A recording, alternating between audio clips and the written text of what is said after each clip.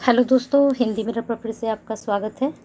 दोस्तों, आज की वीडियो जो स्टूडेंट सेकेंड ईयर के हैं उनके लिए बहुत ही बेनिफिशियल होने वाली है, क्योंकि एक पेपर है आपका सेकेंड ईयर में कंपलसरी जिसका नाम है एनवायरमेंटल साइंस। ठीक है, तो ये पर्यावरण का जो आपका पेपर है ये सभी स्टूडेंट्स के लिए है, चाहे उन्होंने कोई सा भी सब्जेक्ट लिया हो और वो किसी भी स्ट्रीम से हो, सभी के लिए जो है ये पेपर कंपलसरी होता है।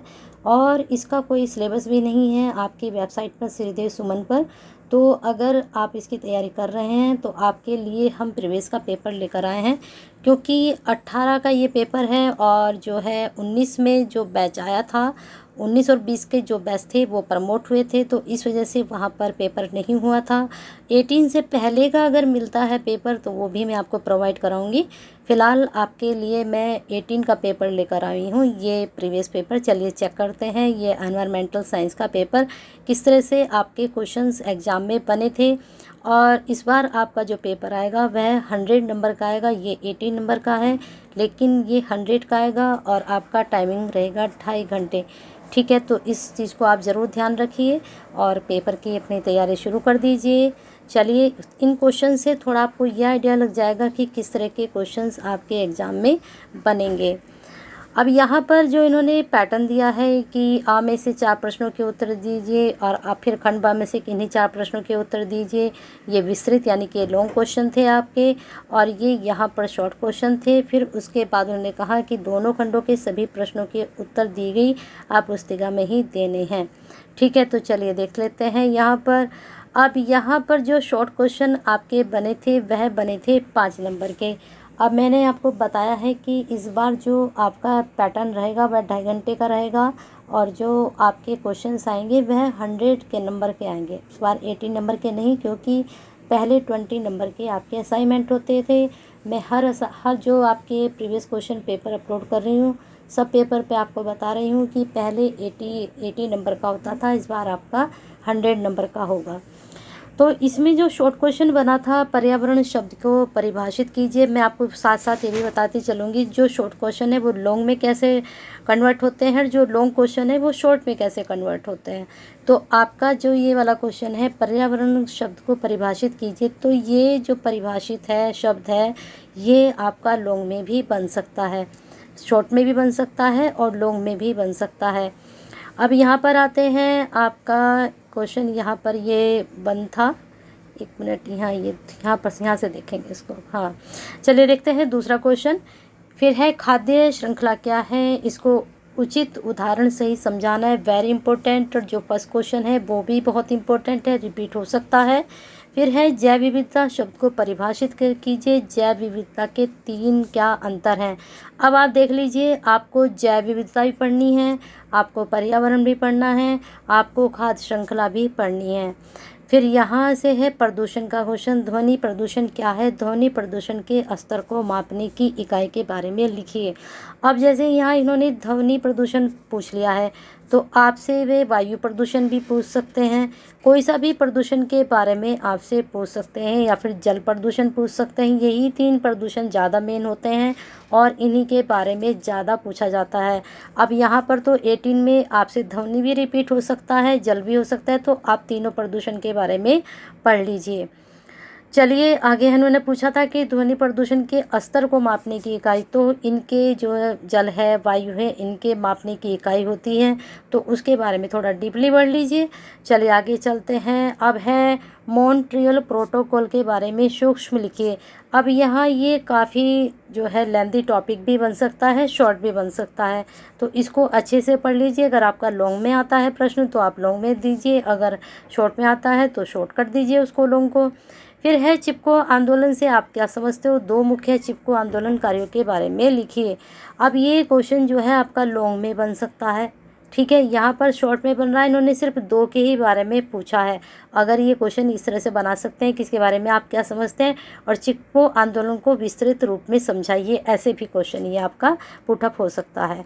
नेक्स्ट क्वेश्चन है केदारनाथ जल व्यापन, जो कि सभी को मालूम है, अभी ये बाढ़ आई थी 2013 में, तो उसके बारे में सूक्ष्म रूप से लिखना था, लेकिन इसके बारे में आपसे ये लेंथी प्रश्न पूछ सकते हैं। आगे आते हैं, आतिशबाजी का मानव स्वास्थ्य पर क्या प्रभाव पड़ता है या कुप्रभाव सूक्ष्म रूप से लिखने हैं।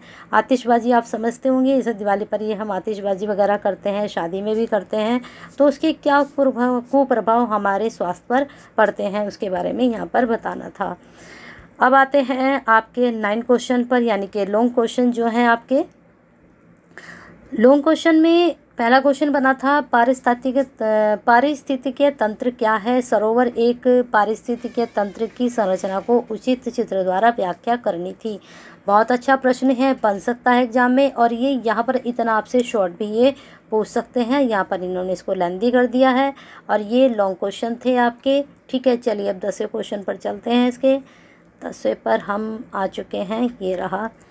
यहाँ देख लीजिए, वन कटान से आप क्या समझते हैं। हिमालय में वन कटान के कारणों तथा प्रभाव की व्याख्या करनी थी। वेरी इंपॉर्टेंट ये भी, इसको भी याद कीजिए। फिर है आपका नवीनीकरण ऊर्जा स्रोतों से आप क्या समझते हैं। नवीनीकरण ऊर्जा स्रोतों तथा उसकी पर्यावरण के लिए महत्व की व्याख्या कीजिए। ये भी बहुत इंपॉर्टेंट है आपका। जल प्रदूषण, देखिए जल प्रदूषण रिपीट हो गया, वहाँ ध्वनि प्रदूषण पूछ लिया, यहाँ जल प्रदूषण। तीनों प्रदूषण याद कर लीजिए, तीनों एक साथ भी पूछ सकते हैं, 2 भी पूछ सकते हैं, 1 भी पूछ सकते हैं, तो तीनों प्रदूषण को अच्छे से याद कर लीजिए। गंगा नदी में जल प्रदूषण के कारणों तथा प्रभाव की व्याख्या कीजिए। कुछ टॉपिक आप देख रहे हैं कि वो आप अपनी कॉमन सेंस से भी कर सकते हो।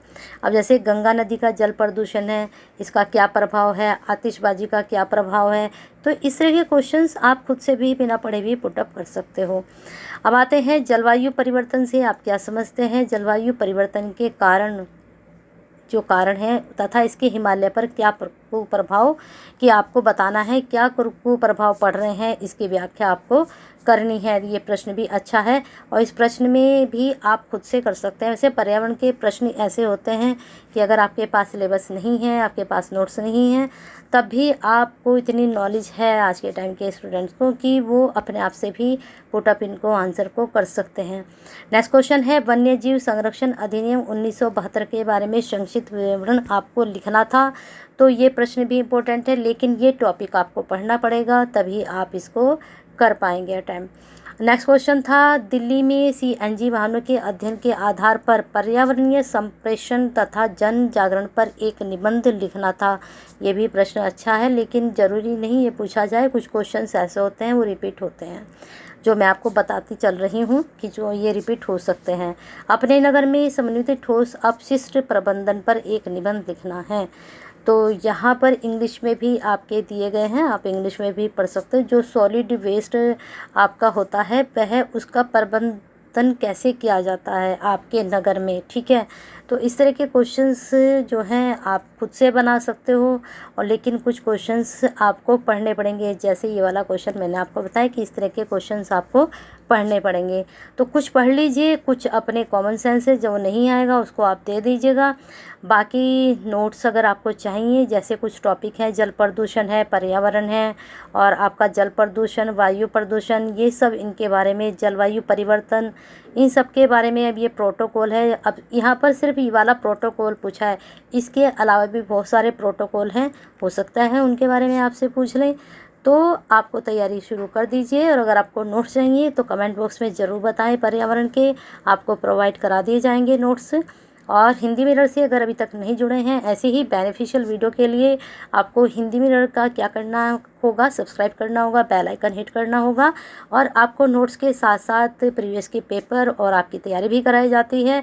साथ में जितने भी नोटिफिकेशन तुरंत जैसे ही आपकी वेबसाइट पर आते हैं, वेबसाइट पर नहीं भी आते हैं, ऑफिशियल आते हैं, तो उनकी भी जानकारी आपको दे दी जाती है टाइम से। और ज़्यादा से ज़्यादा शेयर होता है तो सभी तक, स्टूडेंट तक ये जानकारी पहुंचती है। तो अगर आप पहले से ही हिंदी मिरर के परिवार के सदस्य हैं तो आपका एक रेस्पॉन्स बनता है कि आप शेयर कीजिए ज़्यादा से ज़्यादा, जिससे ये नॉलेजेबल वीडियो सब तक पहुँचे। और एक लाइक तो बनता है, कर दीजिए, बहुत कम लाइक आते हैं। तो आप वीडियो अगर देखते हैं तो एक लाइक साथ के साथ करा कीजिए, क्योंकि अच्छा लगता है, लाइक आता है। शेयर कीजिए, केयर कीजिए, और साथ में कमेंट बॉक्स में अपनी क्वेरी सेंड करते रहिए।